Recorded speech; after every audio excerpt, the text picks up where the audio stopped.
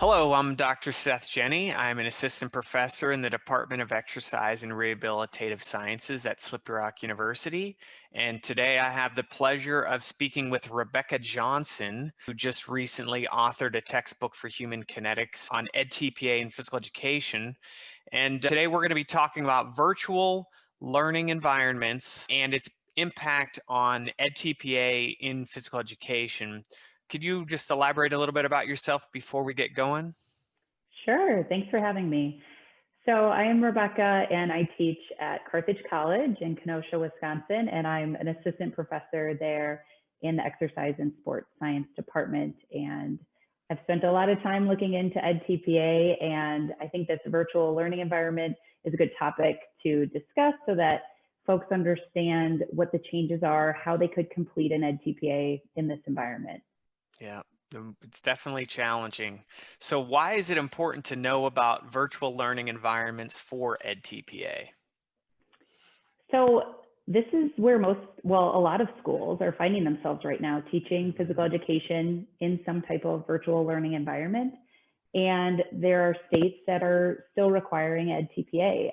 In Wisconsin, it was waived this year, but there's many states where it is still required. And so students are struggling to not just digest the normal requirements of edTPA, but then how can I adapt these and understand the requirements of the virtual learning environment. So there's a lot of states that participate in edTPA.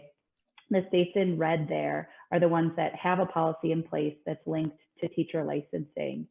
And the tan states are states that participate in it and maybe just use the assessment as their culminating assessment in their teacher prep program.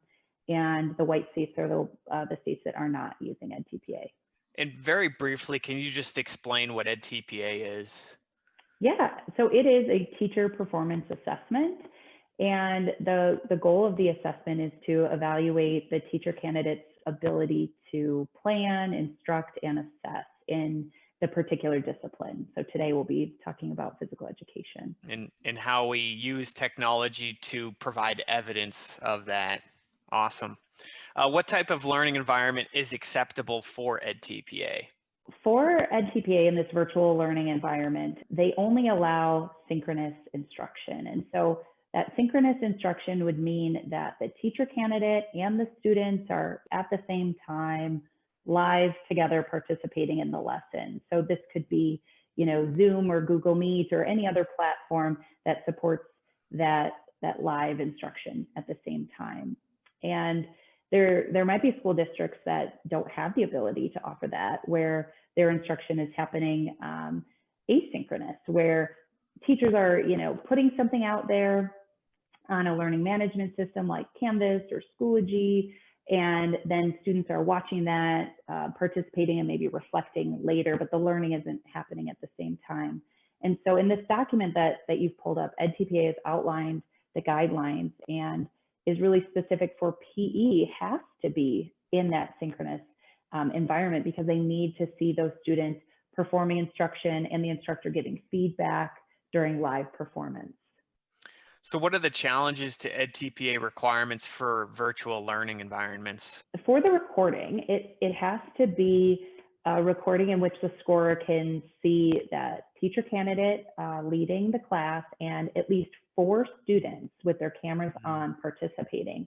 So it could be that you have a class of 25, but during your recording, you'd want to use a gallery view so you can see both the instructor as well as the students participating. And it's okay if there are a couple black boxes where students have their camera off, because a lot of school districts don't require students to have their cameras on for that synchronous learning. So you just have to find a class where you can get the permission from the parents of at least 4 students. And from what we all know, you always want to plan for more. So you might want to pick a class where you have 8 students in hopes that 4 will be there, 4 will have their technology working that day for the live instruction. And although you want this gallery view, it doesn't mean that you can't kind of toggle between a view where it's you as the instructor pinned because you're giving a demonstration, or you can share your screen to have a visual let's say of a yoga pose or something that's an instructional aid, you can use those, but you want to make sure that you do go back to the gallery view during the activities, because very similar to task 2 in a regular environment, you need to show students engaged in the psychomotor skills. So you're going to need to see that in that gallery view.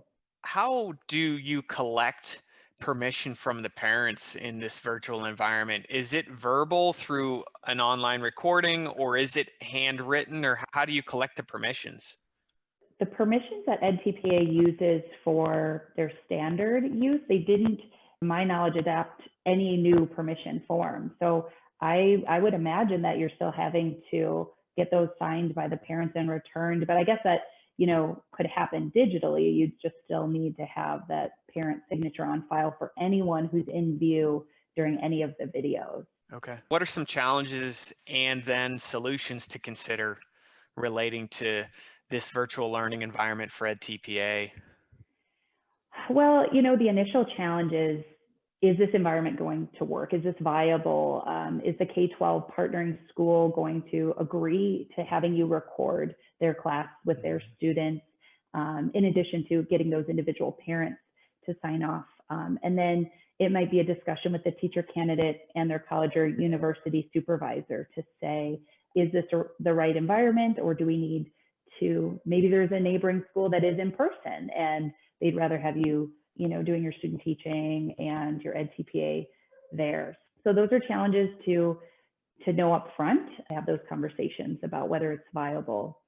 And then there's just the normal challenges of teaching during Zoom, right? Yeah. Having students be muted so you can hear the instructor, getting those students to keep their cameras on, developing those Zoom or, other live platform classroom management, like how do I check for understanding and what's my freeze or pause signal so that they stop doing what they're doing and come back for instructions. So all of those things can be developed in prior lessons, or you can adopt whatever that cooperating teacher is using in that virtual learning environment and apply those to this situation too. From what you've seen relating to students submitting samples for edTPA in the virtual learning environment, are there any particular exercises or sports or psychomotor movements or activities or units, modules, whatever you want to call them, that seem to work well with virtual learning and capturing it through Zoom? Yeah, I mean, one of the challenges is making sure the students have like a safe space and that they have the equipment to do what you have in your lesson plans. And so that's one of the guidelines that's brought up in this document by edTPA, is ensuring that the students have enough space, equipment, and a partner if needed to safely participate. And if they don't do that, having modifications ready. So a lot of teacher candidates have gone to small space activities like fitness activities that can be performed in that small space that don't require to have another person or to have a particular object. When it comes to using objects, they're creative with saying, okay, go get 4 pairs of socks from your bedroom, and utilizing those things in a garbage can and things that a lot of students would have or could find something to do in that space. So I think for a lot of people who may have done a team sport learning segment are, straying from that a little bit and focusing more on some individual skills. If you're wanting more information on this topic, certainly one of the sources would be this guidance document by edTPA that we've displayed here, but as well as a new textbook written by Rebecca. Do you want to tell us a little bit about it? Sure.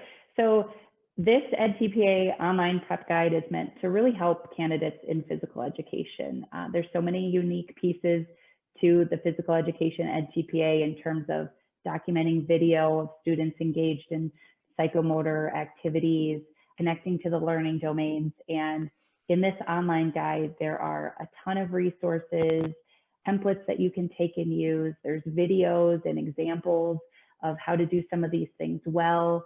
edTPA is just a challenging undertaking for a teacher candidate. And so to have a guide that's there for them each step of the way, saying, okay, now that you've finished planning in task 1, here's what you need to do before you film, and kind of filling in the blanks in between, maybe the seminar that you have every other week, or that ability to connect with a university professor who might be able to assist you. The guide is meant to help step you through the process. And where can you purchase this? So online through Human Kinetics, if you're a faculty member, you can review it and see if it's something that you want to adopt. And if you're a teacher candidate, you can purchase it there and you have it for years. You have it for a couple of years, so you can purchase it early on in your career and ultimately use it to be licensed someday too. Awesome. And we don't want to finish this video here without talking about my textbook as well. Technology for Physical Educators, Health Educators, and Coaches. We have a lot of information on obviously technology, but we also have a chapter on online and remote instruction. We have another chapter on digital video editing and recording. So there's a lot of things, a lot of crossover between the technology use and edTPA, and that is available on Amazon as well as humankinetics.com. We have a hard copy as well as the ebook version of it. Anything else to add? No, I just appreciate you sharing your knowledge of technology with me. It's not my strong suit, so I'm happy to connect and have this apply to edTPA and help those teachers out there. All right. Thanks so much, Rebecca. Take care. Thank you.